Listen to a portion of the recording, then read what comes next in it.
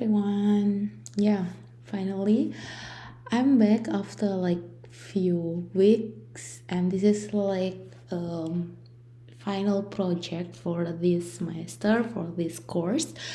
So the teacher gave us like several options to do like final project, and I decided to have like machine learning because I I don't really know like what I would to do at that time. That's why I proposed like several, no, like few ideas, and like my professor say that yeah, you can go by machine learning with future engineer. So that so here I am.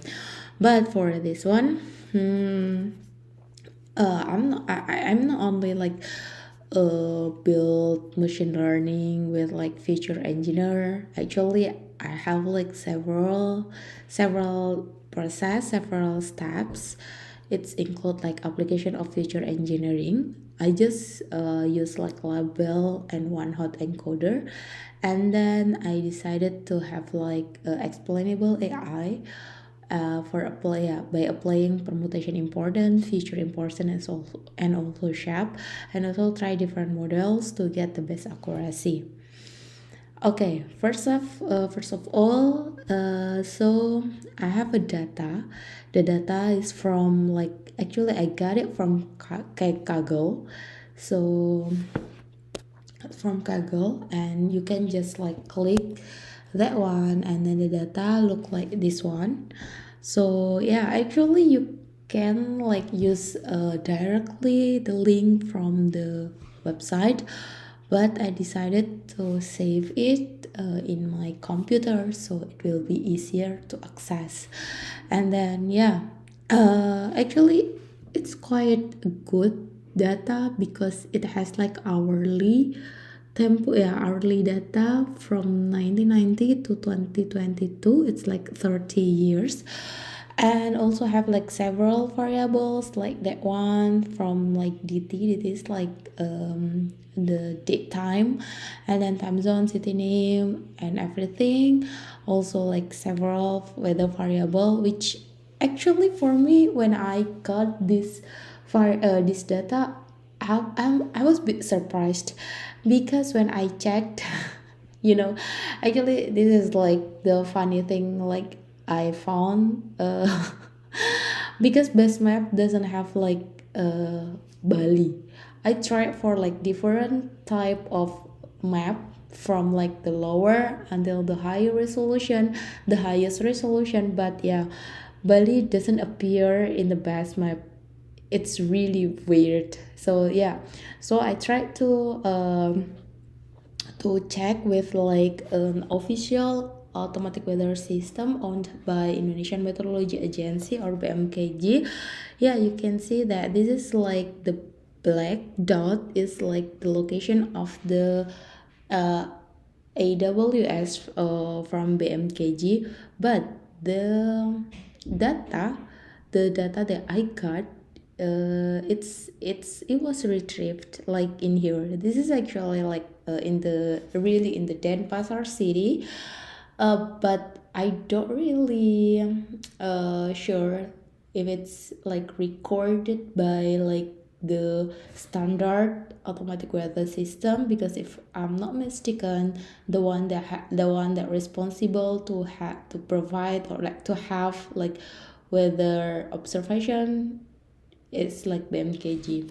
But yeah, it could be also like data that has been downscaled from model actually. But yeah, so but yeah, actually it's like quite good. It has like highest resolution, like highest temporal resolution, and also have like several weather variables. What I did is like first I did like a quick exploratory data analysis or EDA. Here I drop unwanted columns because they have no data. Like here you can see like sea level, ground level, rain today, like everything related to snow, because yeah, Indonesia is like tropical country, we don't really have snow. And then drop column that has static data, you can see here's like the static data, so the variable doesn't change, like the name, the latitude, longitude. That's why I just drop it. And then set call, yeah. And I set this one as like the main feature, as a target, like weather main. Actually, I was a bit confused, like to decide whether I will have like supervised or unsupervised machine learning, or like regression or classification. Because actually the thing that really if you're interested in weather prediction, it should be like the weather itself, or like the number of the rain, right? But when I saw like the number of rain, it doesn't have much data. That's why I decided to have like weather main. Why not weather description? Because this one has more categorical. Because actually, it's it was like really surprised, because the data have like very details weather description, not only like rain, but light rain, and then heavy rain, moderate rain, even like clothes. They have like different several cloth coverage, like few broken.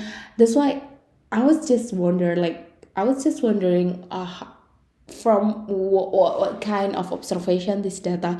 Because if I'm not mistaken, like for having like cloud coverage observation, you need to like have a sensor, or like equipment named like ceilometer, and then to decide whether this is like light rain, and then a moderate or like heavy range. It should be like manual observation, yeah. It's like very very confusing for me, but yeah, I just use it.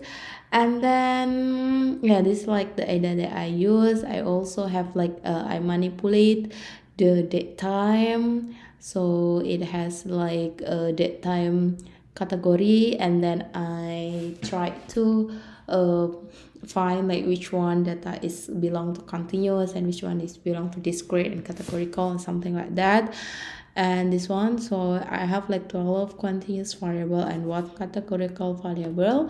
And for the categorical, is belong to the weather main, and I will use it as a target. And this is like a distribution.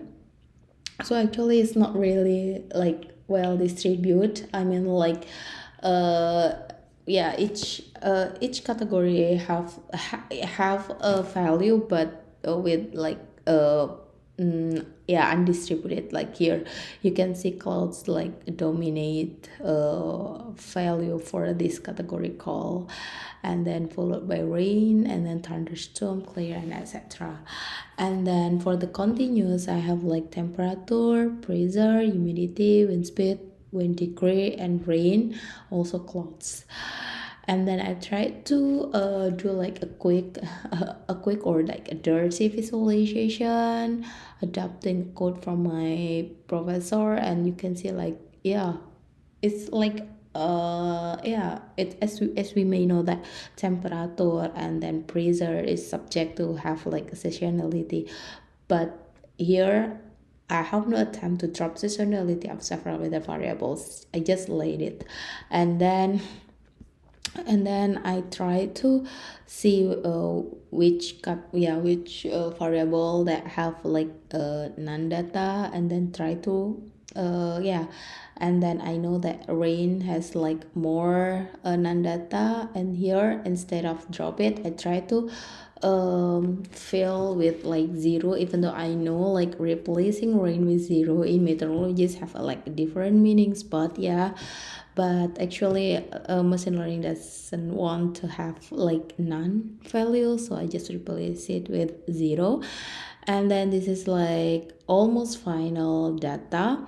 And then I try to spare it like the date time, because date time also can't be used for like feature. So I spare it like year, month, day, and hour. And yeah, like the another new data, and then I try to fit the model without label encoding, because I read it like somewhere that GBM classify that yeah, gradient boost model actually doesn't require to have like label encoding for the categorical. And then yeah, it can be used like for outlier or like data with not really normal distribution. That's why I just try with like GBM for to know like how the model it should be like, yeah, look likes. And here you can see that actually the model bit overfit, if I can say. Why? Because in here you can see that yeah, it has like accuracy 0.94, and then when I can see like to say like the top feature importance really belong to like rain clouds, like this really dependent to the, it's really depend on the target. I mean like these variables it's have like direct influence to the target. So in here I try to remove it, all the rain and then clouds, and then try to fit the model. And then here it's, yeah, it could be like more understandable, even though I read in somewhere like for GBM the default is 0.1 is quite good, even though maybe one up to 0.2 it's really good, but more than that it will crash. I mean like the model doesn't have like any good accuracy anymore.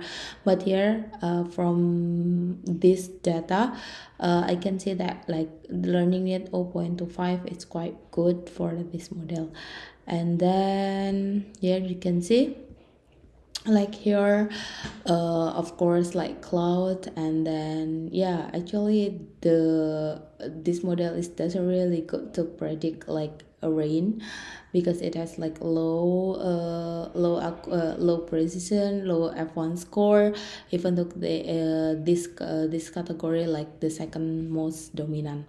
And here we can see like the month is like the most feature importance for this model. And yeah, and for the, yeah, month is like top 3. And then that's why I try to apply feature engineer for the target first. Like I want to have like label and code because I tried to run with another model that really want us to have like label encode. And then this one is the label encode, and then check the correlation among the variables after it converted to the numeric. And we can see that like humidity have yeah, clouds, rain and humidity have like higher correlation. That's why I want to drop this one, because like clouds, when rain, it's like really directly influence yeah, depend on the target. And then that's why I drop it. And then after I drop it, I know that like month actually have the highest contribution. That's why I want to have like one hot encode, because actually this is like an ordinal number. That's why now like I have like this one, so I have like 22 feature in the final with like a label and one hot encode. And then I try to fit again with like GBM, and actually it doesn't really increase much with the feature engineer because before I have like 85%, but no, before I have like 84%, but now the accuracy like increased to 85%. And then also for the this category is also not really have like a good a good prediction. But for clouds, yeah, of course, because it's actually it's not it's imbalanced data. But I don't try to I don't try to what is like solve this kind of problem. And then yeah, actually like the top for like the 5 of the GPM is related to the variables from humidity, wind degree, and then temperature. And I try to have like a future importance also like the same thing. It's like a good one. And then I try with another model. The name is like X gradient boost model, and then I got like higher accuracy. It reached like 0.88, and they have like a different feature importance, and you can see like part of the month become like the top feature importance, even though in like multipass permutation you can see like hour actually have the same thing like month, it's just like ordinal number. But if I played like one hot encode it will give us like many more columns, and I don't really like that. And then but the other one is like same with GBM. It has like humidity, temperature, and wind. And then the good thing, like I can also apply shape feature to see like how actually each features like contribute to the prediction. You can see that from the shape actually the most important feature is like year, even though you can see here like most of the contribution is belong to the class 7, which is like um, not the most dominant not the most dominant categorical in the target. And then the second one is like humidity. That's why in here yeah, and you can see like actually the most dominant target is like class 2 and class 8 belong to cloud and rain. But in here in year is very small, except like in this humidity it's quite large. That's why I want to see individual calls for clouds. And here you can see like the humidity for like clouds, it's like the most dominant feature. And then also for the rain also humidity. But the thing that a bit weird for me is like in here if you can see like red, it means like here the sharp the contribution like so this one like if I'm not mistaken, so the lower value like contribute to the higher occurrence of the event. But in here you can see like the lower humidity, it means that it will give much more clouds, which is sometimes yeah, it's bit like doesn't make sense if you compare like this one. In this one it's like very makes sense. I mean like if you have like rain, it should be that the humidity goes increase, and this is like the good one. And here you can see like for the class 7 is miss. You can see like humidity doesn't have really impact because if you can see from like the whole class, we see that year actually most important, even though it doesn't really make sense. So I can see that yeah, something strange looks on class 2 or clouds where humidity has inversely proportional to the occurrence prediction, while for class 8 or rain humidity X properly follow the theory. Both of them could be right, as relative humidity at surface during cloud weather doesn't really tell us about the weather vapor, while for rain it should be influenced because of the added water. So for this model has a good implication for the shape. I mean like we can understand why the model looks like that, why it could be like that. And here I try to see like the misclassified target, and then I can see like actually it does really a good job, yeah, because the accuracy is quite higher even though I know that most category belongs to the clouds. So out of like 52,000 something, like 6,000 out of like 52,000, yeah, only this one is like misclassified. And you can see sometimes it's misclassified between rain and cloud, the most two dominant categories, because yeah, they don't really like, I mean the model maybe like don't really understand like the the given feature, because the given feature is look same. So yeah, it's just like that. And then also like we can see like the misclassified between clear and clouds, which is also sometimes it's like really difficult for like what not human observer to classify them. And then the last one is like for random forest classifier. So I try to have like the same thing, and here the accuracy like increase but not that much. So now I have like 8.9%, and this one actually like the feature importance almost all the weather variable except for the month, like for this model have like a good have like important for the model. But here I can't actually I tried to calculate the shape, but it took like more than 70 minutes, and actually my laptop doesn't happy.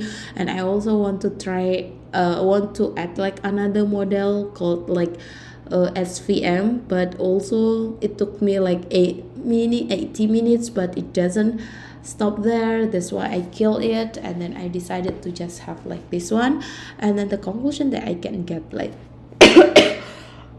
sorry excuse me, the application of feature engineering, both label and one-hot encoder not really improve the accuracy. Every model has different weight of the most important feature, and the build models have accuracy between 84 until 89, and the random forest classifier is the best model among them. And shape cannot use for GBM classifier as it requires target with binary number. Meanwhile, I have like multi-class categorical for the target, and it took very long time to be applied for random forest model. And then shape permutation importance and feature importance helps to understand the way model predicted target. Yet shape has more features to see the individual class rather than the common like feature importance. So that's why I can say like, oh yeah, it can be said like explainable machine learning. But the limitation of this study is like no attempt to tune the hyperparameters except for GBM classifier with learning rate. Maybe if I can tune the hyperparameter for each model, which I tried, but because of like memory issues, so I just kill it because my laptop doesn't happy. And actually I tried also to run in like my HPC campus named scaling, but scaling also like doesn't really happy with the was not really happy with the uh, running system because it runs out of memory and something like that. So here is like the full code you can see in this one. It's like clickable, and then it will give you to this one. Yeah, you can also like learn from this if I'm not mistaken. Oh, I think it's like not this one. Oh, maybe I can direct and I can edit here. Maybe that's all from me. Thank you. Have a good break, because in here is like the beginning of winter break. Bye.